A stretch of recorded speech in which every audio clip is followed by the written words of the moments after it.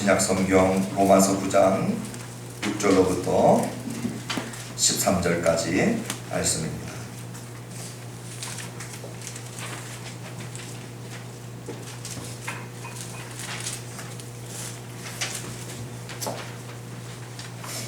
로마서 9장 6절로부터 13절까지.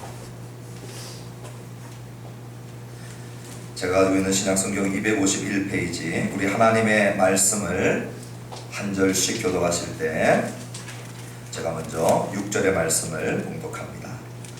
그러나 하나님의 말씀이 폐하여진 것 같지 않도다. 이스라엘에게서 난 그들이 다 이스라엘이 아니요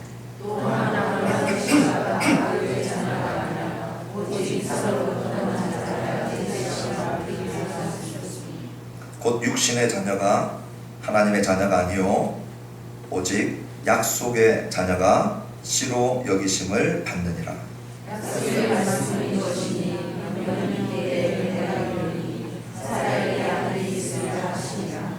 그뿐 아니라 또한 리브가가 우리 조상 이삭 한 사람으로 말미암아 임신하였는데 그 자식들이 아직 낳았거나 하고 무슨 소리나 아버지가 하지 않았는데 그 자식을 따라 하나님의 주신 힘이 말미암고 오직 주시는 힘을 말미암아 서게 하셨사.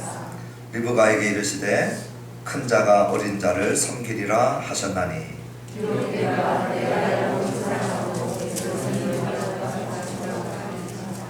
아멘. 성령 하나님, 이 시간 거룩한 천지를 말씀으로 지으신 그 주권자 하나님의 우리의 지혜로 다 이해할 수 없는 그 주권적인 부르심, 오늘 말씀을 통하여서 하나님의 자유로우신 결정하심, 우리가 이 작은 두뇌로 다 이해하고 삼킬 수 없지만 성령께서 바울에게 계시해 주시고 또 로마 교회가 알기를 원했던 나타내신 당신의 계시와 뜻을 오늘 우리도 맛보게 하시고 알 수 있도록 성령 하나님 도와 주시옵소서. 특별히 오늘 귀한 예물 주님 앞에 올려드리며 예배하는 주의 자녀들, 아버지 하나님 긍휼히 여겨주시고 불쌍히 여겨주시고 드리는 그 심령마다 주의 은혜와 복으로 오늘 이 시간 가득 채워 주시기를 원합니다. 10의 1을 구별하여 주님 앞에 올려드렸습니다. 아버지 하나님, 우리의 삶의 주인이 누구인지, 생명의 주인이 누구인지, 우리의 물질의 주인이 누구인지, 우리의 주인이 누구인지 아버지 하나님 10의 1을 구별하여 드릴 때마다 신앙의 고백이 되는 줄 믿습니다. 또한 아버지 하나님, 건축과 선교와 구제와 감사와 또 헌물과 여러가지 모양의 작정과 주정헌금 우리 주님 앞에 올려드립니다. 베푸신 은혜 알게 하시고 그 받은 은혜에 합당한 예물 되게 하시고 우리 주님을 영화롭게 하는 예물 되도록 도와 주옵소서. 누구도 인색함이나 억지로 하는 이가 없게 하시고 주님 주신 그 은혜와 그 사랑을 맛보고 알고 거기에 감격하여 10의 10을 드린들, 우리의 생명과 우리의 몸 전체를 드린들 받은 은혜에 우리가 합당하게 보답했다고 얘기할 수 있고 얼굴을 들 수 있는 자가 아무도 없음을 알고 우리의 마음과 우리의 감사를 담아 진심을 표하는 예물 되어지도록 드리는 모든 심령들을 주님께서 은혜로 붙잡아 주옵소서.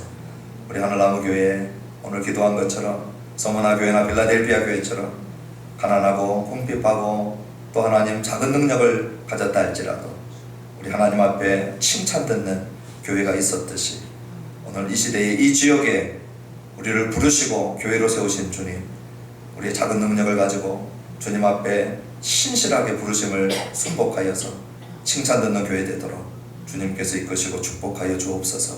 저희들을 통하여 많은 이들을 축복하여 주옵소서. 저희들을 통하여 주님의 뜻을 기쁘게 이루어 주옵소서. 예수님의 이름으로 기도합니다.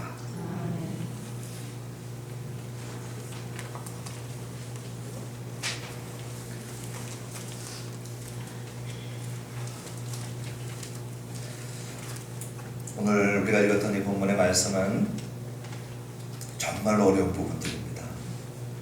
설교하는 저도 좀 자수를 해야 될 것 같은데 저도 다 이해되지 않고 또 저의 이해에 한계가 있다 하는 것을 먼저 좀 고백하고 싶습니다.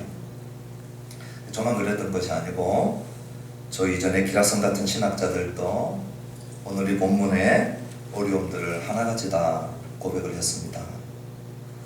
오늘 이 본문 때문에 시험에 드시는 분들도 있고 우리 하나님에 대하여서 오해하는 분들도 있습니다. 하나님의 선택하심, 하나님이 누구를 선택하고 누구를 선택하지 않고 누구를 사랑하고 누구를 미워하고 이러한 말들이 도무지 이런 하나님을 내가 생명을 다하여서 의지하고 믿고 따라가고 싶지 않게 만들었던 거죠. 그래서 우리 교회사 가운데 오늘 하나님의 선택하신 이 부분들은 많은 이들이 걸려 넘어지기도 했던 본문임에 틀림없기 때문에 저도 부담스럽고 또 저도 다 이해하지 못함을 솔직하게 고백을 합니다. 동시에 기독교 강요를 썼던 칼빈이 이런 얘기를 했습니다. 이 지점에 와서는 하나님이 우리를 부르시고 선택하시는 이 지점에 와서는 유식한 무식이 필요하다, 그런 이야기를 했습니다. 우리가 하나님의 경륜을 다 이해할 수 없기 때문에 하나님께서 우리에게 계시해 준 것만 우리가 알고 하나님이 우리에게 계시하지 않은 것들을 하나님이 감추어 놓은 것들을 하나님의 신지식 안에서 우리에게 다 나눠줘도 우리가 다 이해할 수 없다고 생각되어져서 하나님이 우리에게 다 보여주지 않은 영역을 너무 알려고 파고들고 들어가려고 하는 것, 그런 좋은 호기심도 있지만 하나님을 더 알고 싶은 경건한 호기심도 있지만 하나님이 알려주지 않았던 것들을 필요 이상으로 알려고 하는 것들에 대하여서 야수적인 무식합니다. 경박한 호기심이다. 칼빈이 그런 이야기를 하면서 우리는 정직하게 우리의 모름을 알아야 된다. 유식한 무식이 필요하고 우리의 모름을 정직하게 고백하는 성실한 무식이 필요하다. 기독교 강요에서 칼빈이 이런 얘기를 할 정도로 오늘 이 본문의 말씀은 이해하기 어려운 것이 사실입니다. 그렇지만 이 경이로운 교리가 우리에게 있어서 다 이해되지 않는다 할지라도 그러나 우리 하나님을 경외하는 지식이 되어야 된다. 칼빈이 기독교 강요에서 그렇게 얘기를 했는데 저는 전적으로 동의합니다. 저도 다 이해하지 못하지만 그러나 우리 하나님을 알려주신 데까지 붙들고 경외할 수 있었고 그 경외할 수 있었던 우리 하나님을 오늘 이제 본문을 통하여서 짧은 시간이지만 나누어 보려고 하는 것입니다. 오늘 이제 이렇게 시작을 하니까 오늘 얘기는 아무리 들어도 모르는가 보구나. 처음부터 스위치를 끄시려고 하시는 분들이 계시면 너무 빠른 선택이십니다. 바울이 만약에 그렇게 했다면 9장 5절로 그냥 끝나면 되죠. 그런데 6절부터 시작해서요 10장이 있고 11장이 있습니다. 그러니 중간에 물음표가 자꾸 따라 나오고 이상한데 하시는 분들도 오늘 설교가 끝나도 포기하시면 안 됩니다. 왜냐하면 우리 13절까지밖에 안 했거든요. 14절도 남아있고 10장 11장이 남아있습니다.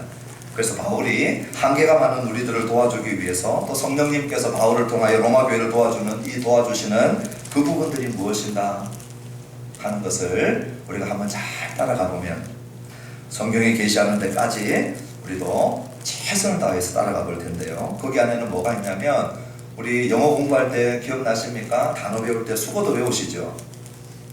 물론 기억이 안 나시겠지만 그랬던 적이 있었을 것입니다. 단어도 있고 수고도 있어요. 관용적인 표현들이 있습니다. 우리 이디엄이라고 하는 사전적 단어 외에도 단어들이 묶여가지고 사전적 의미 외에 다른 의미들이 막 나오는 게 있거든요. 오늘 그러한 표현들이 여기 안에 있고 그 다음에 문맥을 통하여서 하고 싶은 말씀들도 있습니다.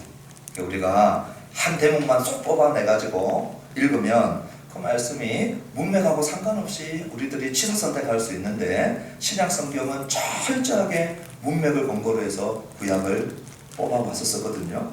그렇기 때문에 우리가 한 절만 또는 한 단어만 생각을 하면 오늘 이 본문이 더 어려워집니다. 그런데 바울이 사용하고 있는 그러한 관용적인 표현이 무엇인가, 그 다음에 바울이 인용하고 있는 구약 성경의 문맥이 무엇인가, 이런 것들을 좀 이해를 하면 로마 교회가 그러한 배경들 속에서 이 말씀을 하나씩 이해했듯이 오늘 우리들도 그러한 빛의 비춤을 받게 될 것입니다. 먼저 바울에게 있어서 큰 고민이 있었습니다. 그것은 뭐냐면 우리 지난주에 봤던 것처럼 내 고륙, 친척 생각만 해도 가슴이 끊어지는 것 같았어요. 우리 지난주에 예배가 끝나고 점심 식사를 맛있게 다 드시고 우리 소그룹 모임에 남아서 소그룹 했는데 거의 우리 나누시는 많은 분들이 눈물을 나누었어요. 가족들 생각하면서 큰 근심이 있고 그치지 않는 고통이 있는 이 모습에 비해서 나는 가족을 사랑하기 힘들고 그들을 위하여 중보도 할 수 없는 나의 딱한 모습들을 보면서 우리 여러분들이 정말 우셨어요. 그리고 신앙생활하는 것이 만만치 않다는 걸 알고 또 우리가 눈물을 비치기도 하고 또 그 모습에 우리가 공감하면서 같이 겉으로도 울고 속으로도 울고 그러한 시간들을 우리 지난주에 보냈습니다. 바울 안에 있는 이 큰 근심과 그치지 않는 고통은 어디서 왔느냐? 하나님께서 약속하시고 하나님께서 언약하시고 그것이 절대 끊어지지 않는다라고 바울이 8장에서 큰 소리 쳤거든요. 내가 확신한다 그랬거든요. 생명이나 사망이나 권세나 천사들이나 높음이나 깊음이나 다른 어떤 피조물이라도 우리 주 예수 그리스도 안에 있는 하나님의 사랑에서 끊을 수 없으리라 그랬는데 자기 주위를 쫙 둘러보니까 이게 끊어진 것 같다는 거죠. 자기 권력들 보니까 바울이 전하는 이 예수님, 바울이 전하는 이 그리스도, 바울이 전하는 이 복음, 자기 고륙 친척 이스라엘이 거절하고 있는 것이죠. 그런데 거절하고 있는 고륙 친척 이스라엘은 그리스도에게서 끊어진 자요, 하나님의 사랑에서 끊어진 자인데, 그러면 하나님께서 우리 지난번 4절과 5절에 보았던 것처럼 이 8가지의 특권을 이스라엘에게 먼저 약속하시고 그 8가지 특권 안에 언약들도 있었고 약속들도 있었는데 이 언약들과 약속들이 이스라엘에게 하셨던 이 언약들과 약속들이 만약에 끊어지는 것이라면, 폐하여진다면, 지켜지지 않는다면 도대체 무엇을 근거로 우리 이방인 신자들도 하나님 우리를 향한 약속들이 끊어지지 않는다고 확신할 수 있느냐는 것이죠. 그러므로 하나님이 이스라엘에게 약속하신 이 약속이 끊어지지 않는다는 것이 확보되어야 우리 이방인 신자들도 하나님의 사랑에서 끊어지지 않는다는 것을 확신할 수 있는 것인데 지금 바울이 큰 어려움에 처한 것입니다. 또 로마 교회가 이것을 생각해 볼 때 지금 실제로 이스라엘 사람들이 안 믿고 있지 않느냐? 그러면 그들은 그리스도의 사랑에서 끊어져 있는 자들일 텐데 이것을 우리가 어떻게 이해해야 되느냐? 여기에 대하여서 이제 6절에 답을 해나가기 시작하는 것입니다. 우리 같이 한번 6절의 말씀을 읽어보시겠습니다. 시작. 그러나 하나님의 말씀이 폐하여진 것 같지 않도다. 이스라엘에게서 난 그들이 다 이스라엘이 아니요. 그랬어요. 지금 바울은 이스라엘에게 약속하신 8가지 특권, 그 안에 언약들도 있었고 약속들도 있었죠. 그 언약들과 약속들이 폐하여진 것 같지 않다는 것입니다. 그 근거를 들고 있는데 그 근거가 이제 7절부터 9절에 먼저 나오고 바울은 논증을 하는 거예요. 왜 폐하여지지 않았느냐? 논증 1, 7절부터 9절까지 이스마엘과 이삭을 데리고 와서 논증합니다. 이것도 석연치 않거든요. 그래서 논증 2, 논증 두 번째 논증이 10절부터 13절에 나오는데 에서와 야곱을 데려와가지고 또 논증을 합니다. 안 폐하여졌다.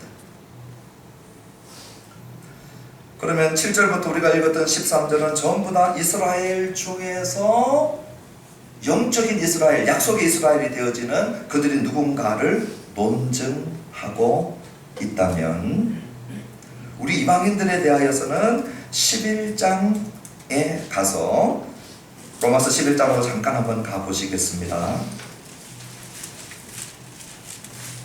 11장으로 가면 13절로부터 24절까지 우리 읽지 않겠습니다.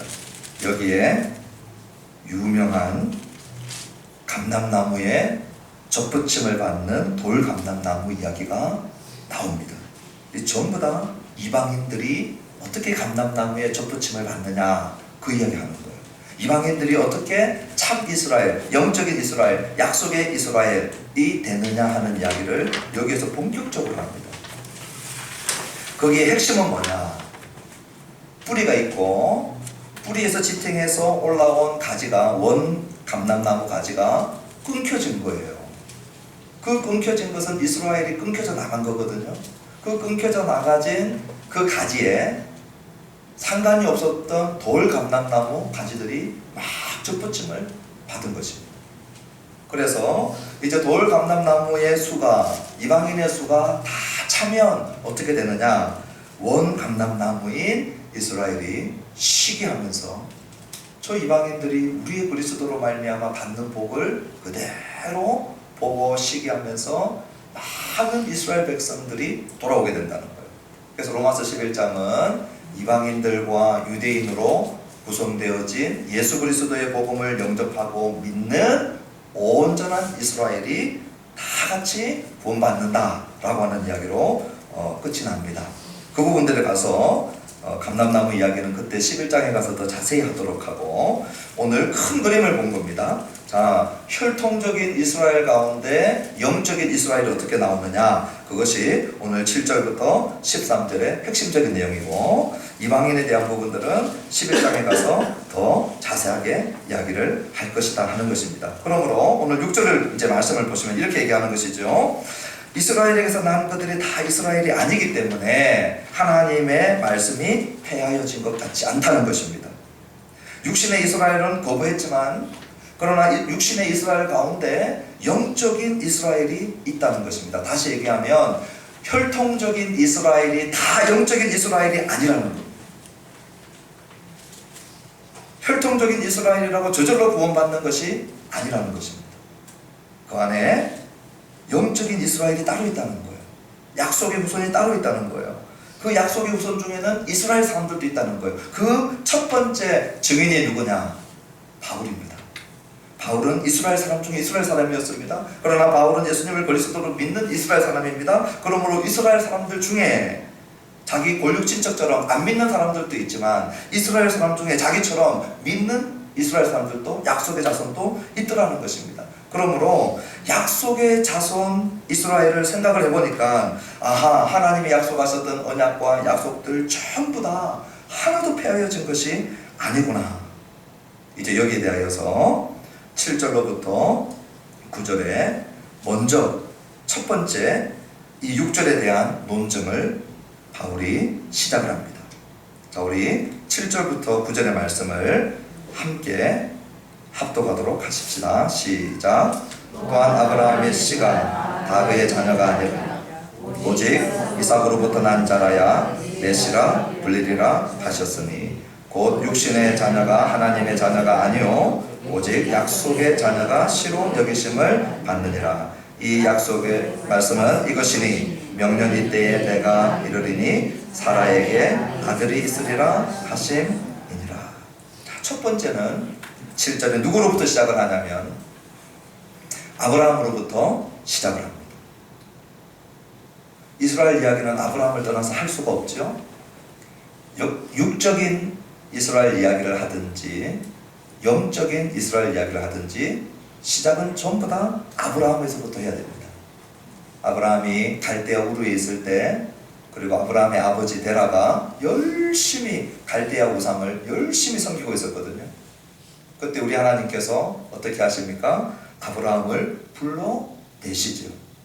아브라함 이야기는 아브라함이 하나님 앞에 부름받을 만한 권거나 덕이나 선함이나 행위가 있다.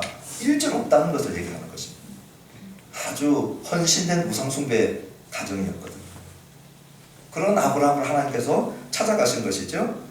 자, 그 아브라함의 자녀 중에 누가 있었냐면 이스마엘이라고 하는 자식이 있었습니다. 하나님께서 분명히 아브라함을 불러내실 때 뭐라고 약속하셨냐면 네 후손이 하늘의 별처럼 많을 것이다. 바다의 모래처럼 많을 것이다. 땅의 티끌처럼 많을 것이다. 그렇게 약속을 하셨어요. 그런데 75세에 이 약속을 받았는데 시간이 가면 갈수록 자식이 많아지는 것이 아니고 자식이 한 명도 없는 거예요. 그래서 불안하니까 그 당시 고대 운동 사회에서 첩을 두고 첩을 통하여 자녀를 놓는 것은 이 모든 아버지의 유산을 다 받을 수 있는 정식적인 자격을 갖추기 때문에 그 당시 고대 운동의 풍습 그대로 해본 것입니다. 하갈이라고 하는 이집트의 애굽의 여종을 불러와가지고 그 애굽의 여종을 통하여서 자녀를 놓은 거예요. 그가 누구냐면 이스마엘입니다. 이스마엘이 형님이에요, 형님. 이스마엘 놓고 나니까 우리 하나님께서 이제 내가 너에게 약속했던 그 자녀가 이스마엘 통해서 주시리라 할 줄 알았는데 하나님께서 아니라는 거예요. 반드시 누구를 통하여서 나와야만 되느냐? 사라를 통하여서 나와야 된다는 거예요. 근데 그때 사라의 나이, 아브라함의 나이 이미 자연적인 우리 생식 기능을 다 상실한 나이였습니다. 아브라함이 100세 때 이삭을 놓으니까 99세 때 임신하고 사라도 할머니 중에 할머니였어요. 이미 환갑, 해갑 다 지난 할머니였어요. 그러니까 이제 100세를 바라보고 있는 이 두 할머니, 할아버지를 통하여서 우리 하나님이 뭐라고 하시냐면 반드시 사라를 통하여서 내가 약속한 자녀를 놓겠다. 오늘 이 본문은 이거 얘기하고 싶었던 것이에요. 뭐냐 하면 철저한 불임, 철저한 생명을 놓을 수 없는 상태, 그 사라를 통하여 하나님은 자녀를 주겠다는 거예요.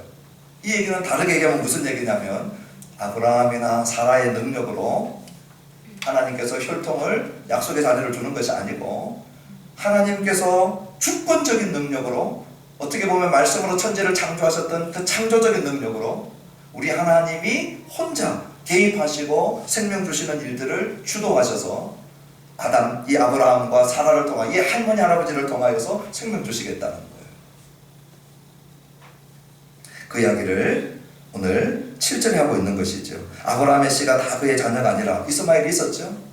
같은 아버지 밑에서 어머니는 달랐지만 그 당시로는 여종을 통하여 놓은 아들도 자녀가 되었거든요. 후사가 될 수 있었거든요. 그런데 아니라는 거예요. 반드시 이삭으로부터 난 자라야 내 씨가 될 것이다. 왜냐? 8절에 설명을 합니다. 육신의 자녀가 하나님의 자녀가 아니요 아브라함이라고 하는 한 아버지 밑에서 나왔다고 해가지고 전부 다 같은 자녀가 아니라는 것입니다. 8절에 아주 중요한 단어가 나오는데 오직 약속의 자녀가 씨로 여기심을 받을 것이다. 하나님의 약속은 누구에게밖에 없냐면 이삭밖에 없었어요. 사라를 통하여 이 이야기를 로마서 4장에서 이 아브라함과 사라가 죽은 자와 방불했다. 죽은 몸을 가졌다 그래서 생식 기능에 있어서만큼은 죽은 자와 똑같았거든요. 그러는데 우리 하나님께서 그 몸에 생명을 주신 것이었거든요. 그러므로 약속의 자녀 그가 이삭이고 그만 나의 씨로 여기겠다. 그렇게 말씀하고 계시는 것입니다. 그 약속이 9절에 다시 한번 설명되어졌던 것이죠. 약속의 말씀은 이것이니 명년이 때에 내가 이루리니 사라에게 아들이 있을 것이다 라고 말씀하시면서 육신의 자녀와 약속의 자녀를 대조하고 있습니다. 모든 이스라엘이 다 약속의 자녀가 아니라는 것을 말씀을 했어요. 그랬더니 이 말씀을 듣고 있는 유대인들이 뭐라고 얘기하냐면 하갈은 이스라엘 사람이 아닙니다. 하갈은 애굽 사람입니다. 이집트 사람입니다. 여종입니다. 우리로 치면 서자도 아닌 이 얼자죠. 종을 통하여 첩을 통하여 낳은 아들이에요. 그러니 우리 이삭하고 이스마엘하고 비교해가지고 누가 참 이스라엘이냐 약속의 자녀 이런 얘기 하지 말라는 거죠. 그럼 누가 봐도 사라를 통하여 나오는 이가 이스라엘의 피를 온전히 물려받은 것 아니냐. 설득이 안 됩니다. 그래서 두 번째 논쟁을 시작을 합니다. 그것이 10절부터 진행되어지는 말씀입니다. 우리 10절의 말씀을 같이 한번 읽어보십시다. 시작. 그뿐 아니라 또한 리브가가 우리 조상 이삭 한 사람으로 말미암아 임신하였는데 왜 한 사람을 얘기하는지 아시겠죠? 이스마엘하고 사라는 두 사람을 통하여서 각각 다른 배를 통하여 낳았어요. 아버지는 똑같은데 아브라함의 씨가 다 씨가 아니라고 하는 걸 설득이 안 되는 이유가 배가 다르다는 거예요. 애굽 여종의 이집트 여종의 배를 통하여 놓은 이스마엘하고 우리 사라를 통하여 놓은 사람하고 비교하지 말라는 거죠. 그랬더니 알겠다. 바울이 두 번째 논 중에서는 그럼 아버지도 똑같고 엄마도 똑같고 심지어는 쌍둥이입니다. 같은 날 같이 태어난 쌍둥이를 데리고 나온 거죠. 그가 누굽니까? 우리가 잘 아는 에서와 야곱입니다. 에서와 야곱.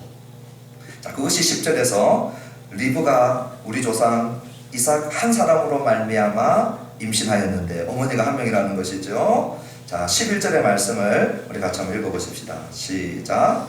그 자식들이 아직 나지도 아니하고 무슨 선이나 악을 행하지 아니한 때에 택하심을 따라되는 하나님의 뜻이 행위로 말미암지 않고 오직 부르시는 이로 말미암아 서게 하려 하사. 지금 이 말씀을 하고 싶어서 지금 에서와 야곱 이야기를 들고 나온 것입니다. 자식들이 아직 나지도 않았어요.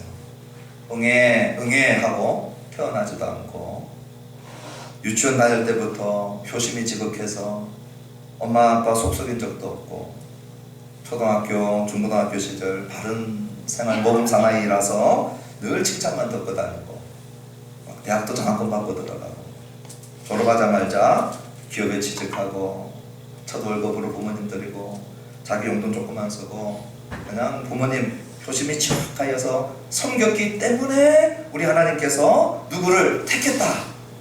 이게 아니고 오늘 11절에 뭐라고 얘기합니까? 아직 나지도 아니하고. 그러니까 무슨 선이나 악을 행하는 이것이 시작되지도 않은 것이죠. 무슨 선이나 무슨 악을 행하지도 아니했을 때 그때에 택하심을 따라되는 하나님의 뜻이 행위로 말미암지 않고 오직 부르시는 이로 말미암아 서게 하려 하사. 이 말씀이 우리를 시험에 들게 하는 말씀이죠. 하나님이 선이나 악을 근거로 해서 저 사람 앞으로 장차 선하고 2019년도 어느 시점에 하늘나무교회 나와서 복음 듣고 예수 믿기로 결정하고 세례받고 뭐 이런 걸 보시고 하나님이 전지하시니까 미리 다 아시니까 미리 다 알고 난 다음에 결정했다. 그 얘기가 아니라는 거예요. 오늘 이 본문은 정반대 얘기를 합니다. 우리에게 선만 있는 것을 보고 뽑은 것도 아니고 우리의 악을 보고 거부한 것도 아니고 우리의 선이나 악이나 우리의 어떠한 행위가 하나님이 우리를 선택하는 근거가 되지 않게 하셨다는 거예요. 그럼 뭡니까? 하나님의 뜻이라는 거예요. 하나님의 뜻이라는 거예요. 하나님의 주권이라는 거예요. 하나님의 주권이 자유롭더라는 거예요. 자유로운 하나님의 주권, 그 자유로운 주권, 그분의 주권에 따라서 주인 되신 분이 우리의 행위로 말미암지 않고 오직 부르시는 이로 말미암아 이 일이 일어났다는 것입니다. 이 말씀을 들으면 저와 여러분들은 우리도 뜻이 있고 우리도 목적이 있고 우리도 계획이 있거든요. 우리도 생각이 있는 사람들이죠. 그리고 우리도 나름대로 가정에서 또는 우리의 직장에서 또는 우리의 영역에서 내가 어느 정도 권리를 행사할 수 있는 영역들이 있단 말이죠. 나도 안 할 행동을 하나님이 하시는구나. 그런 생각이 들 수 있는 것이죠. 누구는 택하고 누구는 택하지 않는 이 부분을 생각해 볼 때에 이거 택함을 받은 사람은 그렇다 치더라도 택함을 받지 못한 자는 얼마나 억울할 것인가. 이런 생각들을 하는 저와 여러분들은 오늘 우리 안에 창세기 3장에 죄라고 하는 것에 오염되어져 있는 이성과 오염되어져 있는 우리의 자유의지와 오염되어져 있는 우리의 주권과 오염되어져 있는 우리의 지정의, 오늘 저와 여러분들이 생각하고 있는 이 모든 것들은 죄의 영향을 받고 오염되어져 있는데 우리 하나님은 우리와 같지 않으신 것이죠. 하나님은 죄로부터 완전히 자유로우신 거예요. 죄와 하나도 상관이 없으신 거예요. 그분이 이러한 일들을 행하시면서 하시는 말씀이 우리의 행위로 근거하지 않았다는 것을 말씀하고 있는 것입니다. 아브라함 부를 때도 마찬가지였다는 거예요. 우상 숭배하고 있는 아브라함, 하나님이 그의 자유로우신 주권으로 불렀다는 것. 하나님이 이삭을 택할 때도 그의 자유로우신 주권으로 약속 주시고 택했다는 거예요. 그러면서 에서와 지금 야곱이 얘기 어떻게 합니까? 우리 12절 읽어보십시오. 12절 시작. 리브가에게 이르시되 큰 자가 어린 자를 섬기리라 하셨나니. 큰 자가 누굽니까? 형님 에서입니다. 작은 자가 누굽니까? 야곱입니다. 그런데 하나님이 큰 자가 작은 자를, 어린 자를 섬기게 할 것이다. 무슨 행위를 보고 하시는 것이 아니고 우리 하나님이 그의 주권으로 자유롭게 결정하시고 있다는 것을 얘기하고 있는 것입니다. 실제로 3절을 보면 어떻게 보면 야곱이 더 야같고 야곱이 더 장기에 능하고 야곱이 더 술수에 능한 사람이죠. 자기도 속았지만 속이는데 전문가였거든요. 근데 그런 걸 따져서 보고 다 알고 난 다음에 결정한 것이 아니라고 하는 것을, 큰 자가 어린 자를 섬길 것이다 라고 얘기하고 있는 이 말씀 가운데 하고 있는 것이죠. 그러면서 오늘 본문이 이렇게 끝납니다. 13절로 끝납니다. 우리 같이 한번 읽어보십시다. 시작. 기록된 바 내가 야곱은 사랑하고 에서는 미워하였다 하심과 같으니라. 여기서 이제 우리 하나님께 굿바이 하는 거죠. 이런 하나님, 이런 편협한 하나님, 속좁은 하나님, 아예 처음부터 정해놓으셨구나. 에서는 미워하기로 결정했고 야곱은 사랑하기로 결정해놓고, 그래놓고 우리들에게 징계한다느니 심판한다느니 이런 말씀하시는 겁니다. 이런 마음이 들 때마다 하나님은 진짜 공의로우신가? 그렇죠? 하나님 공평하신 하나님 아닌 것 같잖아요. 저만 그렇게 생각합니까? 하나님은 야곱 사랑하고 에서 미워해놓고 그래놓고 에서를 나중에 심판하시겠다 하시면 하나님 공평하시냐고요? 안 공평한 것 같잖아요. 하나님 의로우십니까? 하나도 의롭지 않은 것 같죠? 그 부분은 다음 주 내 설교하겠습니다. To be continued. 그것이 다음 주 14절부터 시작되는 그런즉 우리가 무슨 말 하리요? 하나님께 불의가 있느냐? 하나님 불의해 보였거든요. 기다리셔야 돼요. 오늘은 우리 13절로 이제 끝내야 되는데 13절의 말씀은 아까 전에 말씀드렸던 수거와 관용적인 표현과 이디엄을 잘 이해를 해야 됩니다. 이 말은 우리가 한글로 읽으면 하나님 야곱 사랑했고 에서 미워했다. 맞아요.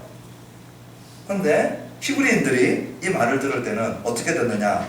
하나님이 다 사랑하시는데 누군가를 조금 더 사랑하고 계신다. 더 사랑하신다. 그렇게 듣는 거예요.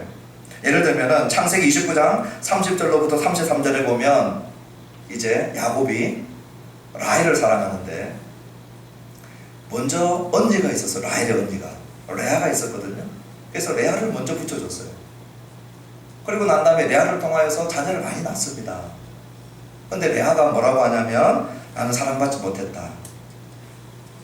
나는 미움의 대상이다. 그렇게 얘기를 해요. 그 얘기는 야곱이 레아는 계속 미워하고 야곱이 라헬만 계속 사랑했다. 그 얘기가 아닙니다. 레아를 통해서 자녀를 얻고 레아와 우리가 일반 언적적인 충분한 사랑관계 안에 있어요. 그런데 야곱의 마음속에 누구를 더 사랑한다는 거예요? 라헬을 더 사랑한다는 거예요. 이 표현이 우리 신약 성경에 그대로 넘어오면 누가복음 14장 26절에 제가 읽어드릴 테니까 들어보십시오. 물론 내게 오는 자가 자기 부모와 처자와 형제와 자매와 더욱이 자기 목숨까지 미워하지 아니하면 능히 내 제자가 되지 못하고. 이 말씀을 만약에 불신자나 교회 안 다니는 사람이 이 말씀을 읽으면 기독교는 못된 종교죠. 예수님을 따라가기 위해서 멀쩡한 자기 부모를 미워하라는 거잖아요. 멀쩡한 자기 처와 아들과 형제 자매를 미워하라는 거예요. 자기 목숨을 미워하라. 문자적으로 읽으면 그렇게 읽어지는데 우리 예수님은 유대인이시죠. 유대인의 표현, 그 세모족의 이 관용적 표현에 능하시거든요. 구약 성경에도 나와 있듯이 우리 주님이 부모를 사랑하라 가르쳤어요. 우리 주님이 이웃 사랑하라 가르쳤어요. 그런데 부모 미워하라 할 리가 없죠. 이건 뭡니까? 더 우선된 우선순위적 사랑이 있다는 거예요. 그렇기 때문에 우리 하나님하고 부모하고 우리 예수님하고 우리 형제 자매하고 선택해야 될 지점이 왔을 때에 그때의 우선순위가 누구에게 있느냐? 우리 주님께 있고 우리 하나님께 있고 우리 예수님께 있다는 것을 얘기하는 것이지, 예수 믿는 사람들은 멀쩡한 부모를 미워하는 얘기가 아니죠. 그럼 오늘 이 13절은 말라기 1장 2절로부터 3절, 우리 구약 성경의 마지막 말라기도 인용했던 말씀인데, 그 말씀을 다시 바울이 인용하고 있는데 어떻게 읽어야 되느냐? 하나님이 야곱과 에서를 다 사랑하신 것입니다. 이것이 우리가 딱딱한 언어로 일반 은총적인 사랑이라 얘기를 합니다. 하나님이 햇빛을 비춰주시는데 우리 하나님이 에서를 미워해가지고 에서 쪽에는 햇빛을 안 주시거나, 하나님이 비를 내리시는데 에서 쪽에는 가뭄만 계속 들게 하거나 그렇게 하지 않아요. 우리 하나님이 햇빛을 공평하게 비춰주십니다. 하나님의 햇빛을 이춘재의 머리 위에도 비춰주세요. 무자비한 사람마들 위에도 비춰주세요. 공기를 그들에게도 나누어주세요. 돈 주고 살 수 없는 것들은 전부 다 귀한 것들인데 그 귀한 것들을 우리 하나님이 차별 없이 다 나눠주세요. 하나님이 다 사랑하시는데 그 가운데 하나님이 더 사랑한 사람이 있다는 것이에요. 감정적으로 얘는 미워하고 그런 사랑이 아니라는 거죠.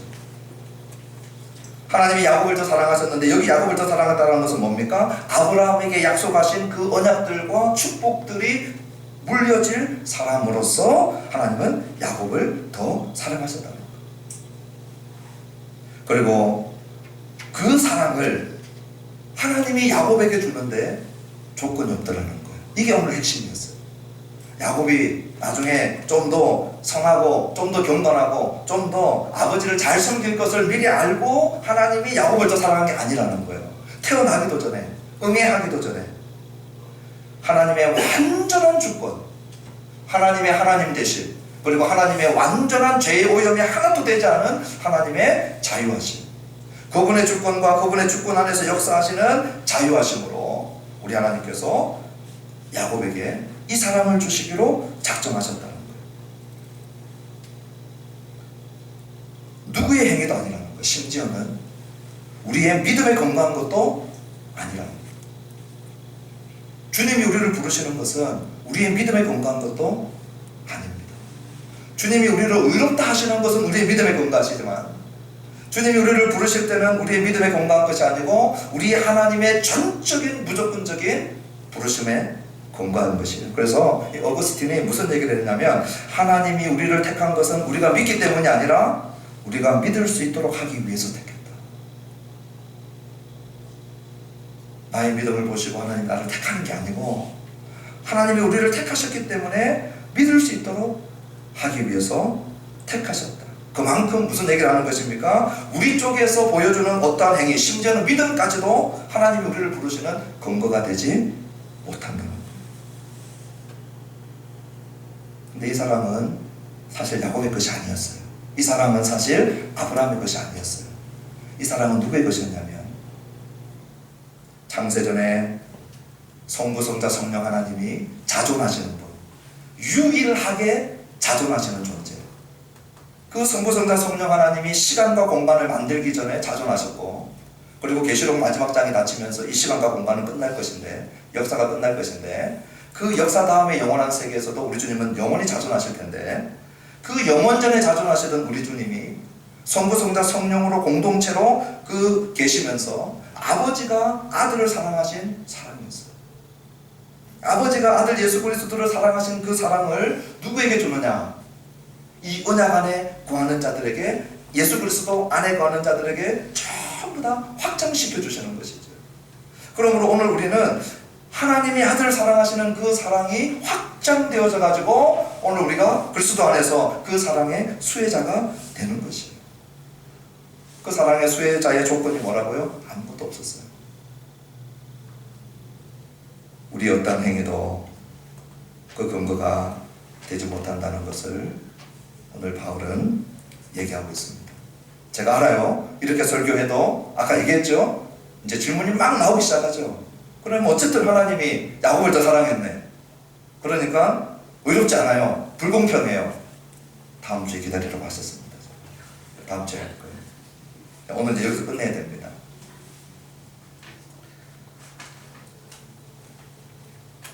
오늘 이 본문을 통해서 우리가 생각할 것이 몇 가지가 있어요. 오늘 부모님이 신자이신 분들 있죠? 저희 아이들 마찬가지고 태어나봤더니 할머니가 선교사님이고 엄마 아빠가 목사고 이래요. 태어나서부터 이 친교회적 존재로 살아가거든요. 그러니까 어떻게 생각하냐면 그런 아이들의 제일 약점이 뭐냐, 교회 안에 있는 게 그리스도 안에 있다고 착각을 하는 거죠. 할머니가 열심히 기도하고 엄마 아빠가 열심히 신앙생활하는 3대째 신앙생활 하시는 분들이 있다면, 또 우리 자녀들이 있다면, 나는 자동적으로 in Christ, 예수 안에 있구나. 오늘 본문은 아니라는 거예요. 할아버지가 아브라함이라도요, 자식들 중에 한 사람만 약속의 자녀라는 거예요. 그래서 이런 얘기가 있습니다. 하나님께는 손자 손녀가 없다. 이해하셨습니까? 하나님은 전부 자녀밖에 없다. 그 자녀의 자녀는 각자 우리 주님 앞에 신앙 고백과 그 구속의 은혜에 들어가야지. 우리 부모님이 신자기 때문에 손자 손녀들이 자동으로 되는 법이 있다는 거예요. 오늘 이 말씀을 들으면서 특별히 예수 믿는 가족 가운데 신앙생활하는 우리 성도님들이 계시면, 또 자녀들이 있다면 절대 자동적으로 주어지는 것이 아니라는 것을 알고, 오늘 나의 신앙생활, 오늘 나는 어디에 있는가 하는 것들을 말씀을 통하여서 비추고 돌아봐야 할 것입니다. 또 하나, 이 말씀이 오늘 우리들에게 주시는 메시지가 있어요. 그건 뭐냐, 이미 예수 그리스도 안에 들어와서 우리 주님을 신앙 고백하고 있는 우리 신자들은 오늘 이 말씀 앞에 서면 무한히 겸손해질 수밖에 없습니다. 왜요? 오늘 이 말씀 보니까 내가 그래도 심성이 좀 착하고, 그래도 내가 효심도 좀 있고, 그래도 내가 그렇게 나쁘지 않고, 그래도 내가 좀 양심적으로 살아왔고, 그래도 내가 교회에서 누가 봐도 반듯하게 신앙생활하고 그쯤 되니까 하나님이 나를 사랑하실 만한 것 아니었겠는가 하는 이런 타성에 우리도 모르는 사이에 젖어버린 우리의 신앙생활의 모습이 언제든지 우리들 안에 파고들어올 수 있거든요. 근데 그런 생각을 하고 있는 우리들에게 정신이 번쩍 나게 하는 말씀이죠. 하나님의 사랑받을 매력도 자격도, 하나님 앞에 어떤 행위도 오늘 하나님 우리를 선택하신 근거가 되지 못했다는 것을 말씀해주고 있는 것이죠. 그래서 아브라함의 며느리들은 철저하게 불임 며느리들. 여러분 나중에 창세기를 한번 자세히 읽어보십시오. 아브라함의 아내 사라, 지독한 불임 여성이었어요. 자녀를 못 낳았어요. 며느리를 데리고 왔는데 리브가 창세기 25장 21절에 가면 자녀를 낳지 못하는 불임 상태라. 며느리가 자녀를 못 낳아요. 근데 그 밑에 며느리도 데리고 왔는데 라헬도 읽어보십시오. 나중에 많이 낳았지만, 나중에 자녀를 낳았지만 긴 시간 동안 라헬도 자녀를 못 낳았어요. 다 불임이에요. 이런 집안 봤습니까? 아니 하나님이 하늘 별처럼 바다의 모래처럼 큰 소리 쳐놓고 데려온 며느리마다 전부 불임이에요. 전부 불임. 이게 문맥의 메시지였어요. 너희들을 통하여 너희들의 능력으로, 너희들의 젊음, 너희들의 생식 능력, 남자 여자 자궁 이런 것들 갖고 있으니까 그냥 본격적인 이 생식 능력으로 하나님이 약속하신 자녀들이 이렇게 나오는 것이 아니고 철저한 황폐함, 철저한 생명 없음, 우리의 능력과 우리의 근거가 하나도 없게 만들어 놓고 하나님께서 그 안에서 생명을 만들어 계시다. 그가 이삭이고 그가 야곱이고, 그럼 우리를 겸손케 합니다. 내가 잘나서가 아니군요. 하나님이시군요. 그렇기 때문에 아이러니한 확신과 경배가 나와요. 저는 제 경험입니다. 제가 고등학교 때 이 하나님의 주권에 대한 이 부분들을 공부를 하면서 저는 그때도 이해 못하고 지금도 이해 못해요. 근데 그때 제가 생생하게 기억하는 것이 있어요. 아니, 저 높고 높은 보좌에 계신 우리 하나님이 우리나라 남한 땅 제일 끝에 있는 부산이라고 하는 저 촌동네에 살고 있는 세상 사람들도 내가 누군지 잘 모르는 그런 나를 하나님이 아시고, 그런 나의 이름을 하나님이 부르시고, 하나님이 어떻게 나를 찾아오셨지? 저는 경이로웠어요. 아니, 하나님이 나 같은 건 기억 안 하셔도 될 텐데, 하나님이 나를 아시고 하나님이 나를 찾아오시고 하나님이 나를 부르신 것이 나는 이해가 안 됐어요. 저 같으면 훨씬 더 높고 좀 거창한 이름을 가지고 좀 능력도 있고 좀 실력도 있고 경제력도 있고 뭐 이런 사람들 불러낼 것 같은데, 집에서도 큰 존재감 없고 학교에서도 큰 존재감 없고 난 그저 그렇게 잊혀진, 너무나도 평범하다 못해 잊혀진 존재로 살 수 있는 나를 어떻게 하나님은 기억하시고 불러내시는가? 매력도 없고 능력도 없고 제가 그때 막 신앙하겠다고 헌신한 것도 아니고, 저는 그렇기 때문에 이 말씀이요, 나의 행위에 근거하지 않기 때문에 오히려 나를 겸손하게 하지만 겸손한 가운데 확신하게 했어요. 왜냐? 만약에 나에게 근거했다면 9장 6절의 말씀은 날마다 실패했을 거예요. 하나님의 말씀은 날마다 패하는도다. 왜요? 나에게 근거했다면 나는 오늘 실패하고 내일 실패하고 오늘 은혜 받았다고 오늘 밤에 나는 실족할 수 있는 자인데, 만약에 하나님의 이 모든 것이 나를 근거하는 것이라면 하나님의 말씀은 나 때문에 날마다 실패해야 될 거예요. 근데 하나님의 그 자유로우신 주권과 우리가 이해 안 되지만 죄로부터 완전히 상관없는 그 하나님의 자유로우심과 그분의 하나님 되심이 나를 부르시고 나를 택하시고 나를 붙들고 계시니, 오늘 하나님의 그 약속은 하나님 때문에 설 것이고, 오늘 하나님의 그 약속은 나로 무한히 겸손하게 하고, 하나님의 그 약속은 우리로 확신과 그 확신 가운데 그 부르신 하나님을 찬양할 수밖에 없는 존재로 이끌어갈 것입니다. 마치면서 우리 자식들 가운데 그런 자식들 있죠. 부모님이 뭔가 해주지 않았는데 엄청 고마워하는 자식이 있어요. 부모님이 거의 뭐 잊고 키웠는데 나중에 커가지고 돌아와가지고 부모님 챙기는 자식들이 있어요. 고마워하는 자식. 돌아가시면 엉엉 울고 가슴을 찢고. 근데 남들이 보면, 친척들이 보면 쟤는 부모님이 별로 사랑도 안 줬는데 왜 저러나. 부모님이 엄청 사랑하고 막 쏟아부었는데 망나니 같은 자식들이 있죠. 고마워도 안 하고 불평만 하고 나한테 해준 게 뭐냐고. 그 차이가 뭘까?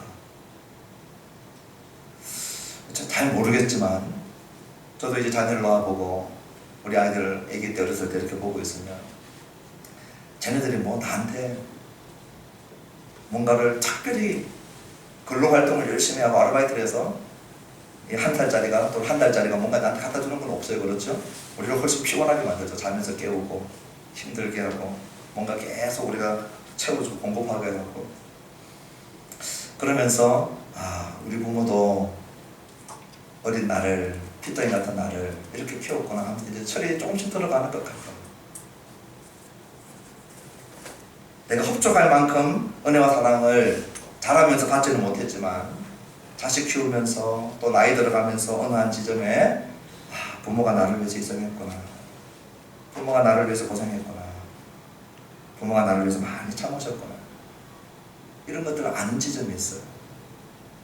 그때 우리가 정말 정직하고 신실한 감사가 나오고 그 은혜에 대하여서 고마워하기 시작하게 되죠. 저는 오늘 이 바울의 한 마음의 한 일면, 한 단면이 이럴 것이다 생각을 하는 것입니다. 이해는 안 돼요. 하나님이 왜 나를 사랑하시는지 이해는 안 돼요. 다 해석도 안 돼요. 그런데 조금 깨달은 거, 내가 조금 알게 되는 거, 뭔가 나에게 그만한 근거가 없는데, 하나님이 나를 택할 만한 것이 없는데도 불구하고 하나님께서 아들을 사랑하신 그 사랑을 똑같이 나에게까지 확장시켜 주신 그 은혜가 다는 이해는 안 되지만 깨달아질 때, 그때 우리가 영적 효도를 시작하는 거예요. 하나님, 이런 은혜를 주셨군요. 내가 다 모릅니다. 그러나 나에게 이런 은혜와 사랑을 베풀어 주시고, 조금 깨닫고 그 깨달은 것 가지고 찾아가는 거죠. 찾아가는 거. 그리고 고마워하고 감사하는 것. 그 겸손과 그 확신과 그 찬양이 오늘 이 시간 저와 여러분 속에도 시작하는 시간이 되어지기를 주님의 이름으로 축원합니다. 우리 찬양하고 예배를 마칠 텐데요. 왜 날 사랑하나 라고 하는 꽤 오래된 찬양입니다. 아마